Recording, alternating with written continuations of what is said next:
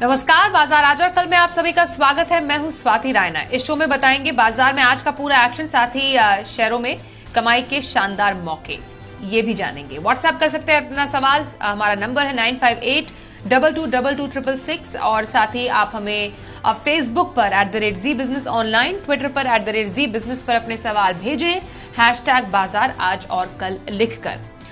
और आपकी कल की तैयारी कराने के लिए जी बिजनेस के मैनेजिंग एडिटर अनिल सिंघवी से जानेंगे बाजार पर स्ट्रैटेजी। और आज कौन से खास मेहमान हमारे साथ हैं उनका भी परिचय करा देते हैं। आनंद राठी के सिद्धार्थ सिडानी हमारे साथ है। सिद्धार्थ, बहुत स्वागत करते हैं हम आपका आज के इस शो में। बाजार पर सबसे पहले एक नजर डाल लेते हैं, फिर सिद्धार्थ से इस शो में आगे चर्चा की शुरुआत करेंगे। तो लगातार छठे दिन बाजार में गिरावट का सिलसिला जारी रहा। निफ्टी करीब आज 150 अंक टूटा, 16,858 के स्तर पर बंद हुआ। सेंसेक्स में 509 अंकों की गिरावट रही और ये 56,598 के लेवल पर बंद हुआ। बैंक निफ्टी पर नजर डालें तो करीब 600 अंकों की गिरावट हमें बैंक निफ्टी में आज देखने को मिली। आइए अब सिद्धार्थ सिडानी से करते हैं बातचीत का सिलसिला शुरू। सिद्धार्थ, बाजार पर कुछ दबाव है, मुनाफा वसूली लगातार हम देख रहे हैं, एफआईआईज की बिकवाली भी लगातार जारी है। फिलहाल बाजार के कौन से लेवल आप एक्सपेक्ट कर रहे हैं? स्पेशली अब हम आरबीआई पॉलिसी की तरफ भी बढ़ रहे हैं। शुक्रवार को ज्यादा मुमकिन है कि आरबीआई दरें बढ़ाएं। अब ऐसे बाजार में स्ट्रैटेजी क्या रखने की सलाह देंगे आप? Good evening Swati. ऐसे बाजार में हम समझते हैं कि नीचे पे गिरावट पे अच्छे शेयरों पे टुकड़ों में खरीदारी करने की मेन स्ट्रेटेजी रहेगी। क्यों? आपने जैसे सही कहा, आरबीआई की पॉलिसी है और आरबीआई की पॉलिसी में 50 बेसिस पॉइंट तो गिवन है ब्याज दर बढ़ाने की। पर सबसे बड़ी चीज है कि कमेंट्री क्या रहेगी, रोड मैप क्या रहेगा। और रोड मैप पूरी तरीके से अभी जो दिख रहा है वो फेड के ऊपर निर्भर करता है, क्योंकि फेड किस हिसाब से अब आने वाले नवंबर और दिसंबर की पॉलिसी में एक्ट करता है उसके ऊपर डिपेंड रहता है। बट बाजार में वॉलेटिलिटी जरूर रहेगी, नीचे में गिरावट रहेगी। और अगर लेवल्स की बात करूं तो नीचे में 16,600 भी आप देख सकते हैं निफ्टी में, और ऊपर में 17,200। तो ये ओवरऑल पर्सपेक्टिव से मार्केट का रुख है। बट बाय ऑन डिप्स, अच्छी क्वालिटी की कंपनियां टुकड़ों में खरीदे। ओके, बाय ऑन डिप्स की स्ट्रैटेजी रखने की सलाह सिद्धार्थ सिडानी की तरफ से आ रही है। आइए अब आपकी कुछ पसंदीदा स्टॉक्स पर भी चर्चा कर लेते हैं। सिद्धार्थ, किसी का महीना 2 महीने का नजरिया हो तो आपका कौन सा स्टॉक है जो आप आज रेकमेंड करने वाले हैं, और लंबी अवधि के खरीदारी के लिए भी स्टॉक बताइएगा। बिल्कुल स्वाति, अगर महीने 2 महीने की बात हो जिसे हम पोजिशनल कहते हैं, इसमें मैकडॉवेल्स यूनाइटेड स्पिरिट्स काफी बेहतरीन लगता है मुझे, जिसका दाम अभी करीबन 845 है। स्टॉप लॉस आपको रखना है 760 का और टारगेट रखना है 1035 का। अल्कोहलिक बेवरेजेस वाली कंपनी यूनाइटेड स्पिरिट्स, जिसके लिए अभी यूके की जो एफटीए हो रही है, फ्री ट्रेड एग्रीमेंट, इसके बीच में भी यूनाइटेड स्पिरिट्स मैकडॉवेल्स को बहुत बेनिफिट हो सकता है। और साथ ही साथ बिजनेस अगर बात करूं तो पहली तिमाही में 17% का वॉल्यूम ग्रोथ हमने देखा। सेल्स वॉल्यूम्स बहुत पिकअप कर रहे हैं PNA category, premium and above category में। और प्रीमियम कैटेगरी जो इनकी है वो 70% रेवेन्यू का कंट्रीब्यूशन करती है। डेट फ्री कंपनी है, रिटर्न रेशियोज डबल डिजिट आ सकते हैं। तो मैकडॉवेल्स यूनाइटेड स्पिरिट्स पे खरीदारी की राइट टारगेट आपको रखना है 1035 का। अब रही बात लॉन्ग टर्म पर्सपेक्टिव से आपको क्या करना है। लॉन्ग टर्म पर्सपेक्टिव से आपको कोई शेयर खरीदना हो तो स्मॉल कैप श्रेणी में एप्कोटेक्स काफी बेहतरीन लगता है हमें। एप्कोटेक्स पे खरीदारी की राय, जिसका टारगेट आपको रखना है 703 का। अब ये कंपनी करती क्या है? ये कंपनी है सिंथेटिक रबर में और लीडिंग प्रोड्यूसर है सिंथेटिक रबर का, लेटेक्स वगैरह वगैरह। और इनका केपेक्स का प्लान था 190 करोड़ का, जिसमें से 100 करोड़ का कैपेसिटी एक्सपेंशन ऑलरेडी कर चुकी है कंपनी। 90 करोड़ का कैपेसिटी एक्सपेंशन होना बाकी है। ग्लोबल प्रेजेंस दमदार, साउथ ईस्ट एशिया, अफ्रीका, दूसरे सब ग्लोबल कंट्रीज में। तो मुझे लगता है कि एप्कोटेक्स सिंथेटिक रबर बनाने वाली कंपनी लंबे समय के लिए, यानी कि 9 से 12 महीने के लिए आप खरीद सकते हैं। टारगेट रखना है 703 का। ओके, तो सिद्धार्थ सिडानी के 2 स्टॉक पिक्स जो उन्होंने रेकमेंड किए हैं, पोजिशनल व्यू यूनाइटेड स्पिरिट्स में रखने की सलाह आ रही है, और लॉन्ग टर्म के लिए एप्कोटेक्स में खरीदारी का सुझाव आज आया है सिद्धार्थ सिडानी की तरफ से। आइए कुछ दर्शकों के सवाल शो में शामिल करते हैं और पहले कॉलर इस वक्त हमारे साथ है कोलकाता से अभिजीत दत्ता। अभिजीत जी, बहुत स्वागत करते हैं आपका शो में। बताइए कौन से स्टॉक पर सवाल है आपका? मैडम, मेरे पास KEI इंडस्ट्री का 50 शेयर है एट द रेट ऑफ 1300 का। मैं लॉन्ग टर्म के लिए इसका होल्ड करना चाहती हूँ। ओके, अभिजीत जी के पास KEI है, कुछ मुनाफे पर भी हैं और लॉन्ग टर्म का व्यू ये जानना चाह रहे हैं इस पर्टिकुलर स्टॉक में। क्या कर सकते हैं सिद्धार्थ? देखिए, KEI इंडस्ट्रीज काफी बेहतरीन कंपनी है। In terms of wires cables की बात करूं तो मैं मानता हूं कि अच्छी कंपनी, अच्छा बिजनेस, वॉल्यूम्स ठीक ठाक आ रहे हैं और आने वाले समय में जिस हिसाब से हाउसिंग, अफोर्डेबल हाउसिंग में ग्रोथ देख रहे हैं, KEI इंडस्ट्रीज पे आपको बने रहने की सलाह। एटलीस्ट 3-4 महीने के लिए बने रहे, एक आध क्वार्टर का रिजल्ट देके उसके बाद हम कॉल लेंगे। ओके, बने रहे KEI इंडस्ट्रीज में सलाह आ रही है सिद्धार्थ सिडानी की। मध्य प्रदेश से धर्मेंद्र इस वक्त हमारे साथ है। धर्मेंद्र जी, स्वागत करते हैं शो में। बताइए कौन से स्टॉक पर सवाल है? मैम, मुझे जानकारी चाहिए थी कि सिप्ला के मेरे पास 100 शेयर हैं और 1100 की मेरी बाइंग है, तो लॉन्ग टर्म के लिए क्या व्यू रहेगा? ओके, सिप्ला पर लॉन्ग टर्म का व्यू जानना चाह रहे हैं धर्मेंद्र जी। हल्का नुकसान इन्हें है, पर स्ट्रैटेजी क्या रख सकते हैं ये लॉन्ग टर्म के लिए, बताइए। देखिए, सिप्ला रेस्पिरेटरी प्रोडक्ट्स में अव्वल नंबर की कंपनी है और ये काफी अच्छा चल चुकी है कोविड में भी। यहां से भी अगर आप लंबा समय रखे, 1 साल का पर्सपेक्टिव रखे, तो आपको बने रहना चाहिए। यही स्पेस में अगर मुझे जो सबसे ज्यादा पसंद है वो API बनाने वाली कंपनी वो है डीवीज लैब, क्योंकि आज भारत 90% 80% इंपोर्ट करती है API और अगर देश में कोई API बनाने वाली कंपनी हो वो है डीवीज लैब। तो अगर सिप्ला के साथ साथ आप अगर डीवीज लैब को भी ऐड करें तो आपको बेहतर रह सकता है आपके पोर्टफोलियो में। ओके, तो सिप्ला के साथ डीवीज लैब को पोर्टफोलियो में ऐड करने की सलाह आ रही है सिद्धार्थ सिडानी की। अगले कॉलर से बात करते हैं। मीरपुर से राजबीर सैनी हमारे साथ है। राजबीर जी, वेलकम। बताइए कौन से स्टॉक पर सवाल है? LIC पे मैडम जी।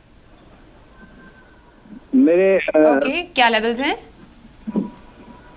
70 उसका 750 का एवरेज आ रहा जी मेरा। हेलो, अच्छा, हाँ बिल्कुल बिल्कुल सुन रहे हैं। और कब तक होल्ड कर सकते हैं? मैम, होल्ड तो मैं अभी काफी दिन से कर रखा, लगभग साल भर और होल्ड कर लूंगा जी। साल भर LIC पर नजरिया, क्या इस स्टॉक पर खरीदारी, माफ कीजिए, स्ट्रैटेजी आप की सलाह देंगे? क्या इसको निवेशित रखें, इसमें एवरेज करें या फिर अभी कोई और स्ट्रैटेजी आपकी तरफ से आएगी?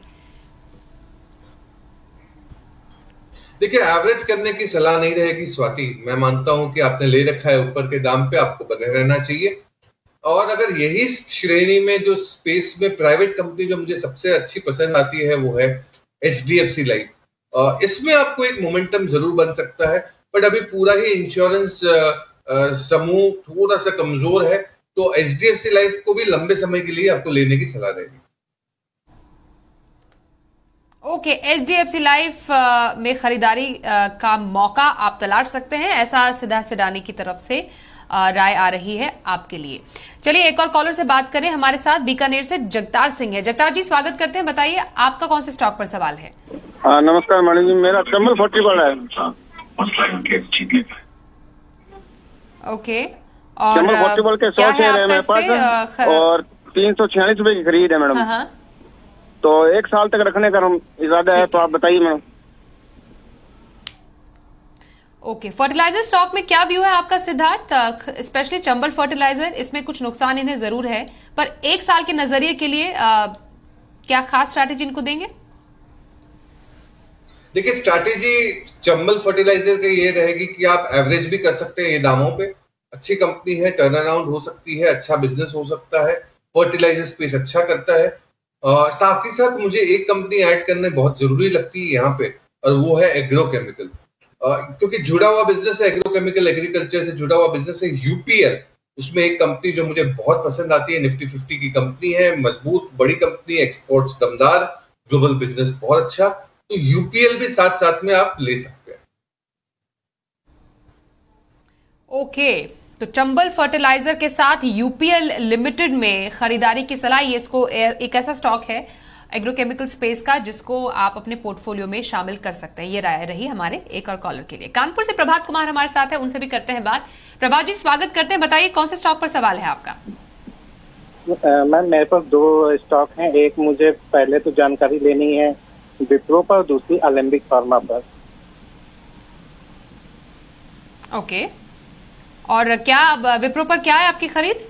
कितने शेयर हैं? मैम, विप्रो पर 530 है और मैं इन्वेस्टमेंट कर सकता हूं, तो क्या इस पर मैं करूं या स्टॉप लॉस लगा के निकलना ज्यादा बेहतर है? ओके, और एलेम्बिक फार्मा? और एलेम्बिक फार्मा मैम 830 का है, इसको भी मैं इन्वेस्टमेंट के लिए रोक सकता हूं। 830 का। ओके, विप्रो और एलेम्बिक फार्मा दोनों लंबी अवधि के नजरिए के स्टॉक, और हाल फिलहाल में तो विप्रो बहुत सुर्खियों में पर भी रहा सिद्धार्थ। लेकिन आप बताइए फिलहाल क्या करें एक आईटी स्टॉक में और एक फार्मा स्टॉक में? देखिए स्वाति, मुझे दोनों ही कंपनियों में बहुत ज्यादा एक्साइटमेंट नहीं दिखता है, स्पेशली विप्रो में। और तो मैं विप्रो की तो आपको निकलने की सलाह दूंगा। हो सकता है कि आपको नुकसान झेलना पड़े, बट अगर आपको स्विच करना हो तो 2 कंपनी बहुत बेहतरीन लग रही है आईटी स्पेस में। वो पहली तो है इन्फोसिस और दूसरी मिड कैप श्रेणी में परसिस्टेंट सिस्टम्स। परसिस्टेंट सिस्टम्स लगातार कंसिस्टेंटली अच्छा नतीजे देती आ रही है क्वार्टर आफ्टर क्वार्टर। तो ये दोनों कंपनियों पे आप चले जाए, और एलेम्बिक से निकल के मैं आपको यही सलाह दूंगा कि आप डीवीज लैब पे निवेश करें, क्योंकि एपीआई स्पेस काफी मजबूत लग रहा है। ओके, तो विप्रो से निकलकर इन्फोसिस और परसिस्टेंट सिस्टम पे जाने की सलाह यहां पर आ रही है हमारे आज के एक्सपर्ट की, और एलेम्बिक फार्मा से निकलकर डीवीज लैब खरीदारी की सलाह हमारे आज के एक्सपर्ट की तरफ से हमारे स्कॉलर को। एक सवाल लेते हैं जो हमारे पास व्हाट्सएप पर आ रहा है चंपारण से मोहम्मद तालिब साहब का। टाटा पावर पर इनका सवाल है। 35 शेयर इनके पास है, और इनके पास इनकी जो खरीद है 240 है टाटा पावर पर। क्या राय देंगे टाटा पावर पर? फिलहाल अभी स्ट्रैटेजी क्या रख सकते हैं ये? बिल्कुल बने रहे टाटा पावर पे, मजबूत कंपनी है, बहुत अच्छा रिजल्ट आ सकते हैं आने वाले टाइम में। पिछले क्वार्टर के रिजल्ट उतने अच्छे नहीं थे, बट मैं उम्मीद करता हूं ये क्वार्टर में रिजल्ट अच्छे रहे। सबसे बड़ी चीज है कि रिन्यूएबल एनर्जी में तो अच्छा बिजनेस कर रहा है, स्टिक सेल भी किया है। साथ ही साथ इलेक्ट्रिक व्हीकल के जो इंफ्रास्ट्रक्चर सेटअप है, ये टाटा पावर ने कारभार उठा रखा है। करीबन 18,000 एचपी के पेट्रोल पंप के साथ टाइप किया। हर एक पेट्रोल पंप में आपको ईवी स्टेशंस दिखेंगे इंफ्रास्ट्रक्चर के। तो ओवरऑल तरीके से मुझे बिजनेस पॉइंट ऑफ व्यू से बहुत अच्छा लगता है, इंटरेस्टिंग लगता है टाटा पावर। कहीं पे भी आपको ये गिरावट में 200 के करीब मिले तो आपको एवरेजिंग जरूर करनी चाहिए। ओके, तो चलिए टाटा पावर पर ये रही राय हमारे आज के एक्सपर्ट की। एक और कॉलर से बात करें। आजमगढ़ से आशुतोष यादव का सवाल लेते हैं। आशुतोष जी वेलकम। बताइए कौन से स्टॉक पर सवाल है आपका? नमस्ते मैम, मैं ये कहना चाह रहा हूँ मैम, मेरे पास 150 शेयर है नोसिल के। मैंने इसको परचेज किया है 287.9 पे। मैम अब इसका रेट काफी गिर चुका है, बट मैं इसको 5 मंथ के लिए होल्ड कर सकता हूँ। तो मैम क्या बेस्ट ऑप्शन रहेगा? इसको होल्ड करना चाहिए कि इस समय जो लॉस चल रहा है उस पर लेके इसको निकल जाना चाहिए? नुकसान बुक करके निकले या फिर 5 महीने के लिए होल्ड करें नोसिल? सिद्धार्थ, देखिए स्वाति, 5 महीने के लिए होल्ड करें, नुकसान मत बुक करिए। केमिकल स्पेस और ये नोसिल जो है वो रेबर केमिकल की one of the leading company है। बिजनेस तो थोड़ा सा वीक हो चुका था, मार्जिन वगैरह वीक हुए थे पिछले क्वार्टर में, बट वो अमूमन हर एक स्पेशलिटी केमिकल या केमिकल कंपनियों का हाल था। मुझे लगता है अब यहाँ से हाल बेहतर हो सकता है, तो नोसिल पे बने रहने की सलाह। साथ ही साथ कुछ ऐड करना हो स्पेशलिटी केमिकल में तो मेरा फेवरेट दीपक नाइट्राइट, इसको जरूर ऐड कर सकते हैं। 2700 रुपए का टारगेट पर, इसमें 5 महीने नहीं साल भर का नजरिया रखना पड़ेगा। नोसिल बने रहे और दीपक नाइट्राइट एक और स्टॉक है साल भर के नजरिए के लिए, खरीदारी के लिए आप इसमें मौके तलाश सकते हैं।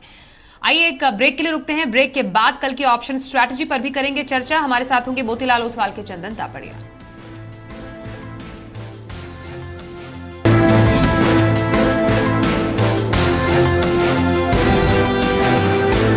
सिद्धार्थ आपके पास आ रहे हैं। बताइए 1 से 2 दिन का नजरिया कौन से स्टॉक में? 1 से 2 दिन का नजरिया रहेगा टाटा मोटर्स पे। टाटा मोटर्स पे खरीदारी की राय, दाम अभी 398 का, स्टॉप लॉस आप रखे 387 का और टारगेट आप रखे 422 का Tata Motors. Okay, Tata Motors 1 से 2 दिन के नजरिए के लिए सिद्धार्थ सिडानी की खरीदारी की पिक। बहुत धन्यवाद सिद्धार्थ हमारे साथ शो में शामिल होने के लिए। बाजार आज और कल में बस इतना ही, रुकते हैं ब्रेक के लिए। देखते रहिए जी बिजनेस।